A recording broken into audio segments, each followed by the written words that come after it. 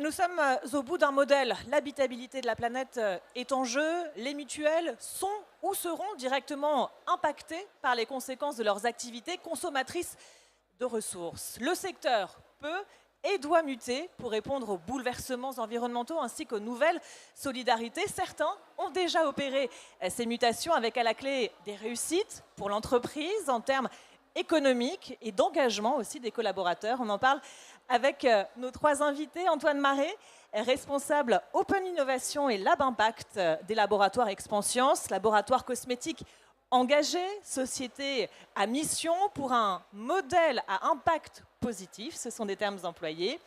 Laurent Berger, directeur du jeune Institut mutualiste pour l'environnement et la solidarité, créé par le Crédit Mutuel. Il a pour mission de réduire de 20% l'empreinte carbone du groupe mutualiste et d'accompagner tous les métiers dans la transformation écologique et sociétale, deux structures donc déjà engagées dans ces nécessaires mutations. Vous allez nous partager vos enseignements sous l'œil très attentif d'Emma Scribe, directrice grands investisseurs de Team for the Planet, jeune société à but non lucratif qui investit dans des innovations décisives pour le climat. Antoine Maret, je me tourne vers vous pour commencer. Votre entreprise est éco-responsable jusqu'au bout des pages. Le site internet, par exemple, est éco-conçu pour limiter son impact environnemental. Il n'y a ainsi, par exemple, pas de vidéo sur la page d'accueil pour économiser de l'énergie. Expliquez-nous, sur quel état des lieux est-ce que vous avez bâti votre entreprise engagée ? Merci, bonjour à tous. Je suis content d'être avec vous pour partager quelques points sur ces enjeux qui nous animent tous.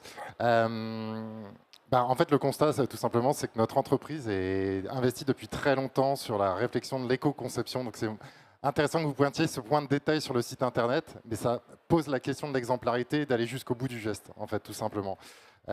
Pour ceux qui n'auraient pas fait la fresque du numérique, c'est très intéressant de voir l'impact des vidéos sur finalement les mécaniques d'empreinte. Et donc, en fait, chez Expansience, nous travaillons sur l'upcycling de l'avocat depuis 70 ans. Nous avons fait de la R&D qui nous a permis de développer des produits cosmétiques et pharmaceutiques. En fait, pour faire simple, on arrive à générer du soin et du bien-être à partir du végétal. Et une fois que je vous pose ça, ça veut dire qu'en fait, notre activité, elle est liée à hauteur de plus de 96% au végétal. Donc, en fait, on se doit de coopérer avec la nature et de coopérer avec différents corps de métier pour se dire demain, on est capable de produire des produits efficaces, utiles et des soins éco-conçus. Et c'est vraiment ça le message que je dois apporter, c'est ce qui anime l'entreprise. Objectif de votre côté, Laurent Berger, avec votre Institut mutualiste pour l'environnement et la solidarité, l'objectif premier, c'est la décarbonation. Avec un constat, la majeure partie de l'empreinte carbone de votre groupe est due aux émissions de vos clients. Bonjour, oui, évidemment, une banque, c'est le reflet de la société et de l'économie. Et donc, 98% de notre empreinte carbone est liée à nos financements, à nos investissements. Et donc, on porte l'ambition de réduire de 20% à notre bilan d'ici 2027 cette empreinte carbone. Ça veut dire un accompagnement des clients. C'est-à-dire que ce qu'on a voulu construire, c'est le monde est tel qu'il est. On peut le regretter, je suis militant depuis longtemps.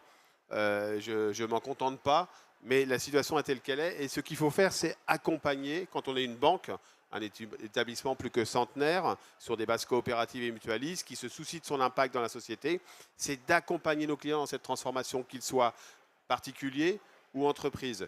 Et pour cela, ça nécessite d'avoir évidemment des plans de décarbonation, des politiques d'exclusion en termes de financement, mais aussi des politiques d'entraînement de clients, parce que l'économie est telle qu'elle est, les gens ont besoin de se loger, etc. Et on ne va pas tout d'un coup dire on va créer d'un coup une baguette magique un monde merveilleux. Et donc moi, si je m'investis aujourd'hui, si l'équipe de l'Institut mutualiste de Crédit Mutuel Alliance Fédérale s'investit, c'est pour accompagner nos collègues dans l'accompagnement de leurs clients.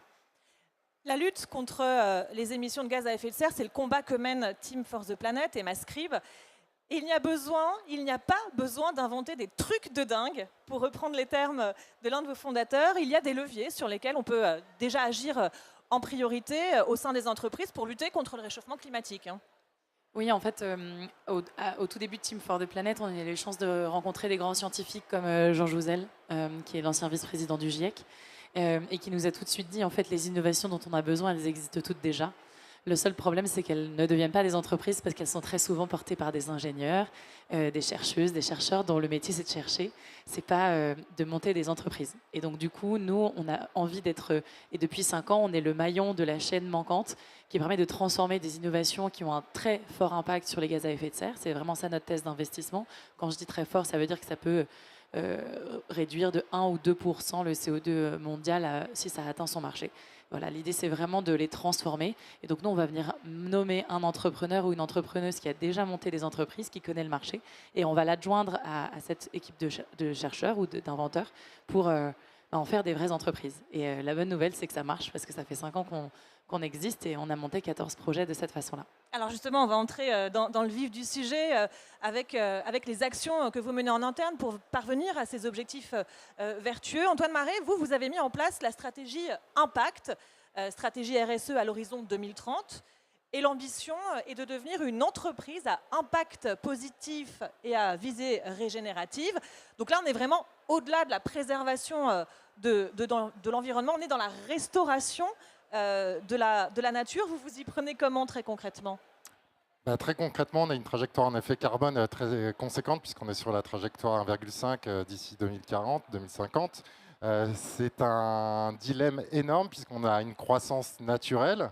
En volume d'unités vendues, il va falloir décroître et imaginer générer de la valeur différemment. Donc pour faire ça, ça veut dire qu'il faut qu'on change de modèle économique. Et donc c'est d'abord un sujet culturel avant d'être un sujet de pratique. Donc ce qu'on s'est dit, c'est qu'on a mis en place un collectif de pionniers internes pour comprendre ce qu'étaient les nouveaux modèles. On a mis les outils en place pour mesurer les faits et les effets. On a mis en place le Lab Impact que je dirige pour organiser en fait un tissu d'initiatives qui va chercher non pas à faire moins mal, donc ça on sait déjà le faire avec l'éco-conception, la limitation du pack, etc., mais plutôt de se dire comment on va générer des nouveaux modèles de valeurs coopératifs qui vont chercher en fait à être plus frugaux et imaginer les modèles d'affaires de demain.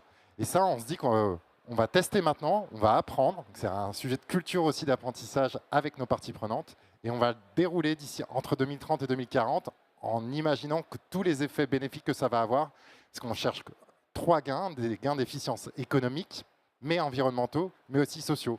Il ne faut pas se tromper, la crise, elle sera drivée bien sûr par la crise environnementale, mais elle va avoir des impacts sociaux. Donc les enjeux de prévention sont hyper importants, et je pense que c'est ce qui nous relie, à la fois par l'action, avec Team for the Planet, et à la fois par la notion de prévention et de qu'est-ce qu'on finance, qui est important.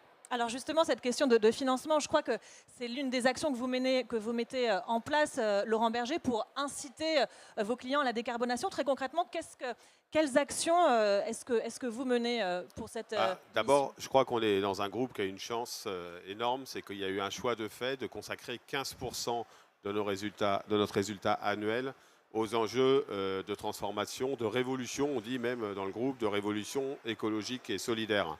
Ça veut dire quoi pour un groupe bancaire qui fait 4 milliards de résultats? Ça veut dire tous les ans 600 millions consacrés. Alors, sous différents angles. Il y a l'angle du mécénat. Je pense que, et on est au congrès de la mutualité, la société civile organisée, le réseau associatif, etc., fait beaucoup. Il faut soutenir ce réseau, il faut soutenir les associations qui, à la fois, mènent la transition environnementale, sont des acteurs de la transition environnementale et en même temps de la solidarité. Mais ça se limite, ça c'est la plus faible partie. Ensuite, c'est de l'investissement dans les solutions de demain. On a un fonds Révolution, un fonds Impact, qui finance les solutions qui aujourd'hui méritent du développement et ne sont pas encore forcément ont besoin de financement, sans souci de notre part de rentabilité court terme, sans souci de résultats financiers, avec la seule ambition de solutions concrètes. Je vous cite quelques exemples. L'énergie osmotique, qui est l'énergie de la rencontre entre l'eau salée et l'eau douce dans les estuaires. Potentiellement, c'est 25% demain du mix énergétique mondial. Il y a des chercheurs qui ont travaillé sur ce sujet-là, qui essayent de faire un premier modèle de développement dans l'estuaire du Rhône. Eh bien voilà, ça, il y a besoin de financement. C'est une prise de risque Le risque, c'est le métier de la banque, mais on le fait. Et comme ça, il y a une 50aine de projets qui sont financés. Et puis le dernier point, c'est l'accompagnement de nos clients avec des offres particulières. Sur l'éco-rénovation, c'est l'avance des aides. C'est un abaissement du reste à charge par des dispositifs de solidarité. C'est l'accompagnement des mobilités douces avec des prêts à taux zéro sur, par exemple, l'achat de vélos, y compris de vélos à assistance électrique, quand on est plus loin que les zones de centre-ville, par exemple. C'est l'accompagnement des jeunes agriculteurs dans l'établissement, la reprise d'activité, d'exploitation, qui s'engagent dans de l'agriculture raisonnée, d'une certaine manière, moins émissive. Voilà, et donc ça veut dire qu'il faut prendre les gens là où ils en sont. Moi, ma conviction, toujours, ça a été de prendre nos clients, qu'ils soient entreprises ou particuliers, là où ils en sont, et de leur tracer le chemin et d'avoir des aides qui permettent de le faire. Et c'est là où le modèle mutualiste qu'est le nôtre est avantageux, parce qu'on n'est pas pressé par un actionnaire tous les matins. Alors chez Team for the Planet, ce que vous constatez, c'est qu'il existe déjà de nombreuses innovations qui ont finalement juste besoin de changer d'échelle grâce à une équipe de direction adaptée qui leur permettent de se structurer et de lever des fonds. Et c'est ce que vous les aidez à faire grâce à votre réseau. Oui, en fait, nous, on a cette dimension mouvement citoyen, parce que Team for the Planet, on est une société d'investissement, donc on n'est pas une association, on est vraiment une société d'investissement et un mouvement citoyen. C'est vraiment les deux pieds de notre carte d'identité, je dirais. Et pourquoi est-ce que c'est puissant d'être un mouvement citoyen? Déjà parce que ça permet de redonner un pouvoir d'agir à des gens qui ne vont pas pouvoir investir des millions dans la transition, qui ne sont pas des banques ou des structures, mais qui peuvent quand même allouer une partie de leur capital liquide. Ça peut être 10 euros, ça peut être 100 euros. Et donc, ça permet de les mettre en action. Donc, ça permet aussi de leur redonner de l'espoir et de la capacité d'agir. Mais c'est aussi extrêmement puissant d'être une communauté d'actionnaires parce qu'ils sont actionnaires. Donc, du coup, ils vont voter en assemblée générale. Donc, ils ont accès au plus haut niveau d'information au sein de l'entreprise. Et ils vont aussi permettre de montrer que oui, il y a une capacité à engager et en fait à rendre acceptable tout un tas d'innovations, d'entreprises. Et l'acceptabilité sociale, c'est un aspect fondamental de la transition. Et le dernier aspect qui est absolument fondamental et qui est peut-être le plus important, c'est que nos actionnaires sont de futurs clients, sont de futurs talents, sont de futurs fournisseurs, sont de futurs ambassadeurs des participations du portefeuille de Team for the Planet. Hier, on a lancé une opération qui s'appelle Clients for the Planet. On a proposé à nos 130 000 actionnaires de mettre en relation des personnes de leur réseau qui pourraient devenir des clients des 14 innovations qu'on a accélérées. Et en 2 heures, on a eu 140 mises en relation pour des potentiels clients. Donc être un mouvement citoyen, c'est tout ça. Alors on comprend aussi que muter pour répondre aux nouvelles solidarités et aux bouleversements environnementaux, c'est également s'appuyer sur la force du collectif.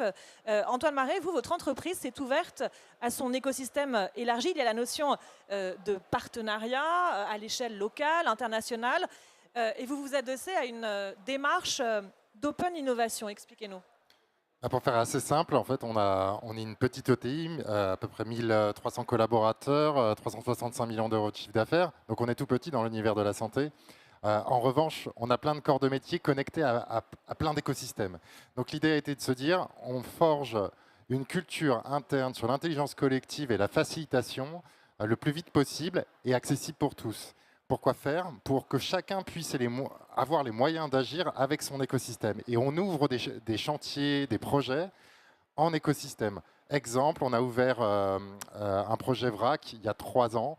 On a commencé à travailler avec nos concurrents directs, donc des acteurs comme Pierre Fabre, La Rosée, pour se dire, tiens, si demain on imaginait le marché du vrac en pharmacie, des gels lavants du quotidien, est-ce qu'on pourrait imaginer ensemble le flacon commun, chose faite, et la fontaine commune, pour imaginer qu'on fasse du refill en pharmacie directement plutôt que d'imaginer des produits à usage unique en plastique. Et là, je pense que c'est imparable, tout le monde est d'accord pour le faire. Mais par contre, ça impose tellement de changements de gestes, de modèles économiques, qu'il faut prendre le temps d'apprendre. Et là, on est en train de faire la même chose sur les activités de santé. On a envie de travailler encore plus avec les mutuelles, les assurances maladie, les pros de santé. On ouvre des projets là-dessus pour travailler sur l'accompagnement des douleurs chroniques, notamment parce qu'on est dans le métier de l'arthrose, et que ce sont des pathologies qu'on ne soigne pas. Donc il est impératif de détecter au plus tôt ces pathologies, de le faire ensemble et de choisir les bons investissements et de trouver les offres et les services utiles de demain. Et donc, c'est ça qu'on engage, c'est ces mécaniques-là. On crée les conditions des coopérations fertiles de demain. L'open source, finalement, au service de la lutte contre le réchauffement climatique. Team Force the Planet met aujourd'hui à disposition l'ensemble des éléments qui permettent de copier, utiliser et commercialiser aussi les innovations produites par ces entreprises. Oui, c'était hyper important pour nous de faire en sorte que les brevets, que toutes nos innovations sont brevetées, que les brevets ne soient pas un frein à l'innovation, mais qu'elles soient juste là pour l'encadrer en fait. Et donc du coup, aujourd'hui, on a développé ce qu'on appelle des licences libres. Le principe, c'est tout simple, c'est de dire, quand on a par exemple, donc je prends un exemple Cool Roof France, qui est une peinture blanche qui s'applique sur les toits plats majoritairement, qui permet de réduire jusqu'à 7 degrés la température à l'intérieur de ces bâtiments. Donc par exemple, là où ici, ça pourrait être assez utile. Et en fait, aujourd'hui, ce qu'on fait, c'est que l'objectif, c'est que Cool Roof France soit en capacité de commercialiser sa peinture partout dans le monde grâce à des licences. C'est-à-dire que c'est des gens qui vont venir voir Cool Roof France, dire voilà, on a le droit de copier, de commercialiser, d'améliorer la technologie. En revanche, on a des obligations, des devoirs, donc de faire du reporting, évidemment de reporter l'impact et évidemment de soumettre à des audits, puisque si la peinture est mal appliquée, on peut lui retirer la licence. Et ça, l'objectif, c'est de le déployer sur l'ensemble du portefeuille pour maximiser le déploiement mondial. Alors parlons aussi maintenant résultat. Laurent Berger, j'imagine que cette volonté du crédit mutuel, de changer la banque et l'assurance, on imagine bien qu'elle a aussi des retombées économiques. Ça crée de la valeur. Ça crée de la valeur si on croit que la valeur que doit créer une entreprise, ce n'est pas simplement de la valeur financière. Par exemple, pour un groupe comme le nôtre, ça crée de la valeur parce qu'on est aujourd'hui l'établissement financier français le plus reconnu pour sa qualité de service, mais aussi pour son engagement. Bon voilà, mais ça crée, ça aussi limite le développement de certaines valeurs quand on décide de ne pas investir dans telle ou telle solution. Mais moi, ce que je veux dire, et c'est le propos d'Antoine qui m'y fait penser, c'est il faut embarquer. Quand on est dans un groupe de 78 000 collaborateurs qui a vendu du produit financier pendant longtemps, c'est pas parce que il faut ce travail de conviction. C'est-à-dire, il faut ensuite accepter que on prenne le problème par un bout. Le plastique, les récipients plastiques dont parle Antoine, pour la banque, c'est la rénovation thermique. Donc nous, on a mesuré notre empreinte. On a fait un Mondrian. C'est quoi notre empreinte? C'est clair, hein, ça ne va pas vous surprendre. On est la banque des gens normaux, j'ai envie de dire, d'une entreprise sur 3, mais plutôt de taille intermédiaire, et de petite taille. C'est le transport, l'immobilier, résidentiel ou commercial, l'agriculture, parce qu'on est aussi une banque de l'agriculture. Vous voyez bien qu'on touche à quoi? On touche à la vie quotidienne. Et donc, il faut faire avec les clients, avec les sociétaires. Donc, il faut mesurer.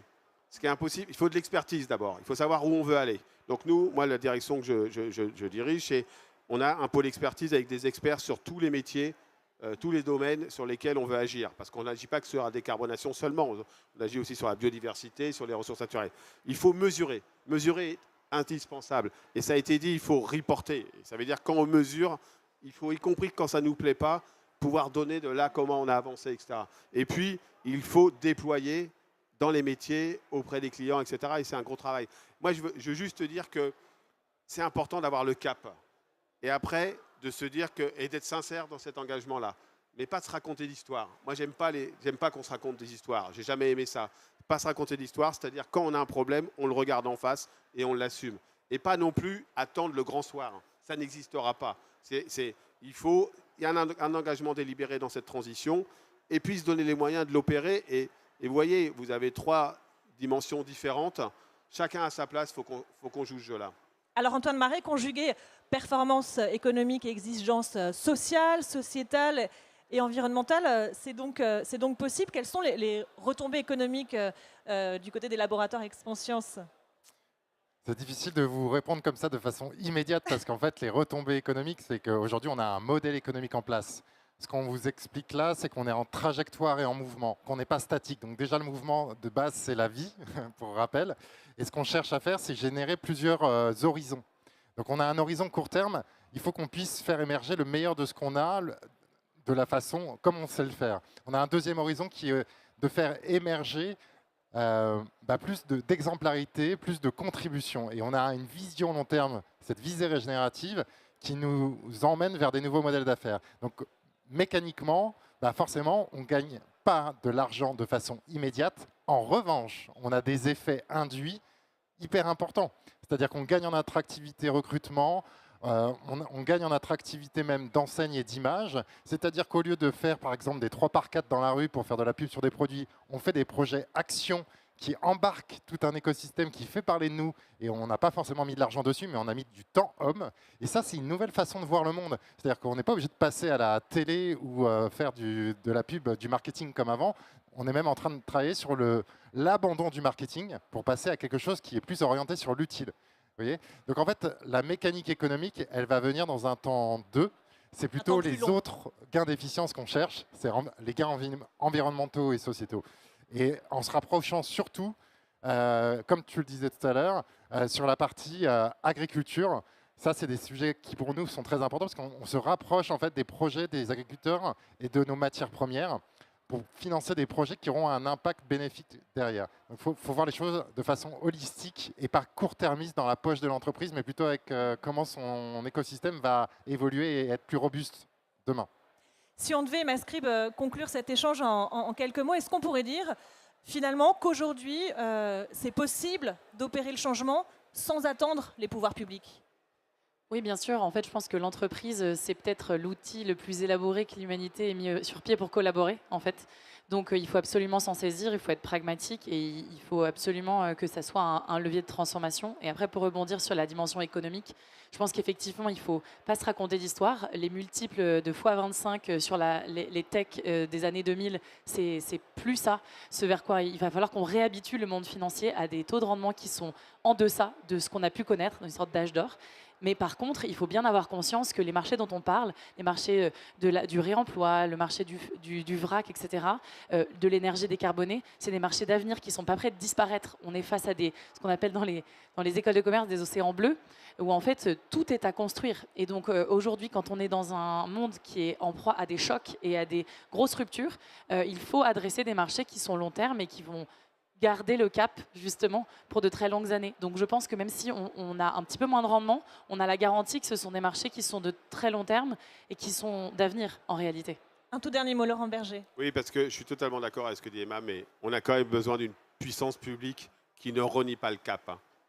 Les entreprises ont un rôle central à jouer, et tant mieux si elles le comprennent de plus en plus. Elles ont un impact, un rôle à jouer dans cette transition. Mais on a besoin de politiques publiques qui soient pérennes, qui soient claires, qui soient déterminées. Ce qui vient de se passer sur la prime Rénov', par exemple, est une catastrophe quand vous avez des collègues dans des agences ou des caisses de crédit mutuel qui accompagnent des clients dans leurs projets d'éco-rénovation et qui tout d'un coup ne savent pas si il va y avoir la prime Rénov' pendant 3 mois. C'est-à-dire que, vous voyez, c'est la puissance publique, elle ne doit pas chercher à tout faire, mais le cap doit être délibéré et assumé.